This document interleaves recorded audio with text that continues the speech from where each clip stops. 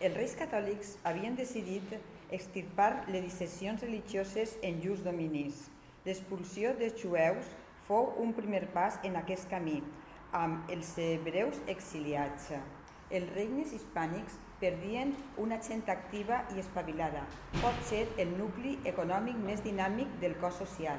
Des del punt de vista econòmic, però, els piadosos monarques no estaven disposats a tolerar ja la presència de la sinagoga en llurs terres, encara que fos a costa d'un sacrifici d'aquells tipus. L'enfortiment de la Inquisició completava el pla dels reis, un sistema de policia i de sanció, ben organitzat i poderós. Procuraria d'eliminar les reminiscències més o menys clandestines de la religió condemnada entre els jueus convertits i el catolicisme, que esquivaven el desterrament. Això es feia amb els hebreus, havia de fer-se també amb els musulmans. La conquista de Granada augmentava el contingent islàmic de la població de la monarquia i potser això empitjorava el problema. Un edicte del 1502 posava els moros en la disjuntiva de batejar-se o de ser expulsats, però la corona d'Aragó va quedar exempta d'aplicar-lo, més encara a les Corts Generals del Montsó. En 1510, el rei accedia a garantir que els moros valencians no serien foragitats ni obligats a fer-se cristians. Era inevitable. Aragó i sobretot al País Valencià, l'economia agrària descansava sobre la mà de l'obra musulmana i una bona part del petit comerç i de les activitats industrioses hi tenien igualment llur suport. La noblesa territorial extreia el millor profit, ja que en la majoria dels moros li eren vassalls. I havia que defensar amb ungles i dents una situació que li era tan favorable. La motivació religiosa que esgrimaren els reis catòlics va trobar un inesperat auxili en els excessos de la Germania. Els agermanats havien batejat a la força molts dels moros que capturaven i un poc restablert l'ordre, els teòlegs van plantejar-se la qüestió de la validesa d'aquest baptisme.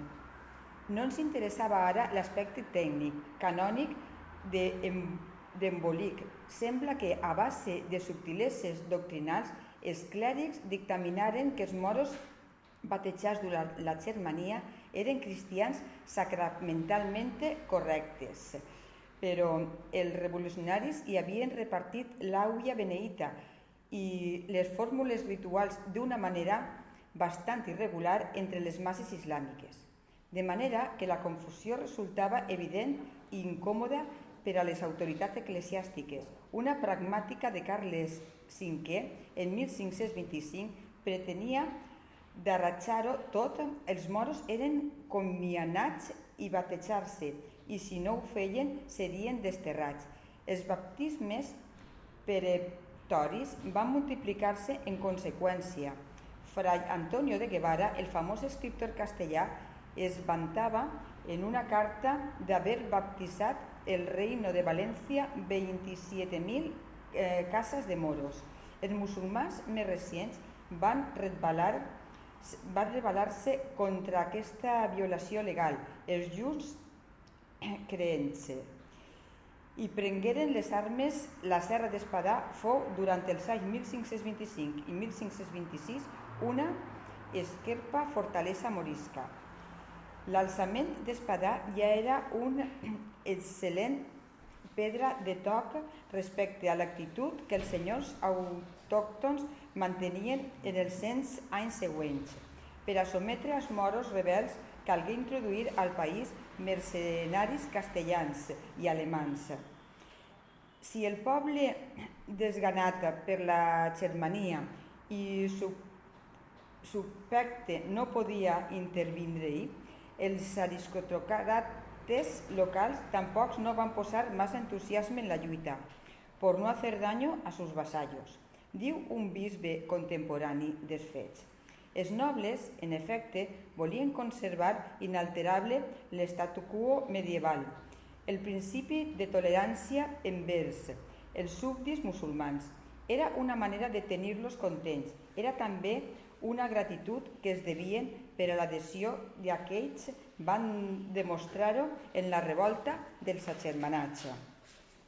Al llarg del segle XXVI, els senyors procuraven estalviar els llurs vassalls dels cires de la Inquisició i les inclemències del poder reial. Alguns d'ells els protegirien a totes passades i encobriran sense escrúpol el retorn subtici a les pràctiques islàmiques.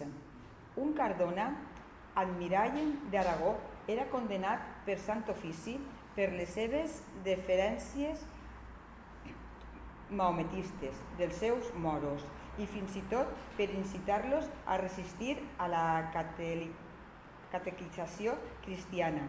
Els moriscos conversos per pressió oficial seguien essent tan moros com sempre, más moros que nunca, com diu un document de l'època. Cal dir que l'Església havia limitat a impartir el baptisme a tenor de la pragmàtica del 1525. No va desplegar, en canvi, una campanya de conversió real i efectiva.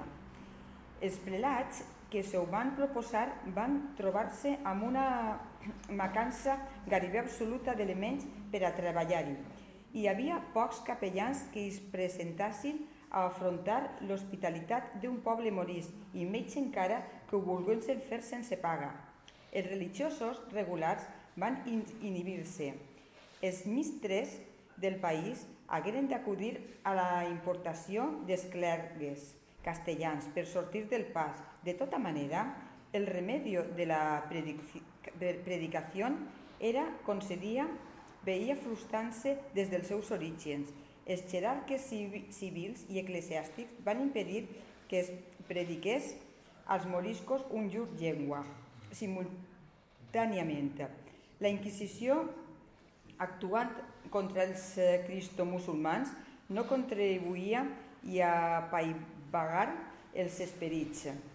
Les alxames continuaven acatant la rectoria moral i religiosa dels afaquins, celebraren les ceremonioses als coraniques i duien llur documentació a l'algarabia. Si sempre vull dir d'ençà de la conquista, els moros valencians havien conservat llur condició de comunitat distinta. Ara, perseguits, se sentien més a part i aïllats. Els lligams morals que els unien amb ells van enfortir-se. L'acarament de tots dos pobles, moros i cristians, es convertia en una incompatibilitat insoluble. La protecció dels senyors era un refrigeri i prou enllaç de la situació dels moriscos. La seva insuficiència, però també resultava clara en composicions o dogmàtics metàl·lics. Els alxames obtenien així mateix dels monarques o del Sant Ofici certes lenitats provisionals que ens definia per comprar-les. Havien d'acceptar-se amb escassa satisfacció. Se les hace grave vivir como cristianos y para como moros. Reconeix un eclesiàstic d'aquells temps. Els reconversos valencians s'adonaven de com era la falsa i insostenible llur posició dins de la societat en què vivien. Molts d'ells van fugir a l'Àfrica, com podien, d'amagat, amb els pirates, fins tota la via de Marsella. D'altres ajudaven els corsaris algerians que plovien sobre la costa del país. La idea d'un complot morisc per adonar-se del regne obsessionava els cristians i potser no deixava d'en ser una il·lusió compartida per alguns moriscs exaltats. Les autoritats locals afirmaven que els cristians nous recollien, recaptaven i afavoreixen els bandolers i els donen de menjar i els oculten i guarden de la justícia i folguen de llurs enormes delictes. Si estaven o no en relació amb els francesos en guerra amb la monarquia espanyola. És cosa que ha estat aclarida, però la possibilitat no era menyspreable i angoixava els cristians.